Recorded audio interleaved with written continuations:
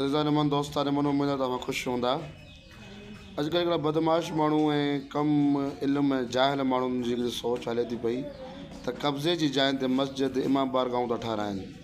कब्ज़े जी जाइ ते जंहिंजे मालिक जी ख़बर ई कान्हे का, या हुकूमत जा प्लाट आहिनि, सम्झो था न, कब्ज़े जी जाइ आहे, अकेला प्लाट, हुकूमत बि उन में नाराज़ आहे, हुकूमत बि झले थी पई, कंहिंजी निजी मिल्कियत आहे कब्ज़े जी नियत सां, ऐं उहो नाराज़ आहे त उन ते मस्जिदूं इमाम बारगाहूं ठाराइनि था, आलम था हणनि, नेकी जा कम। बाबा यादि रखो, शरअन तौर ते इहो जाइज़ न आहे। कब्ज़े जी जाइ ते कंहिं निजी मिल्कियत में या केरु कानूननि कोई शरअन तौर ते केरु झले थो, उन जी जाइ ते अहिड़ा कम करणु जाइज़ न आहिनि। न उन जी जाइ ते का इबादत क़बूल आहे, न रियाज़त क़बूल आहे, न कुझु इबादत ज़िक्र फ़िक्र क़बूल आहे। इन जे करे तमामु छोकिरनि खे गुज़ारिश आहे माण्हुनि खे त कब्ज़े जी जाइनि ते बराए करम महिरबानी करे अहिड़ियूं शयूं तामीर न कयो जंहिंमें इंसानु इबादत वग़ैरह करे थो।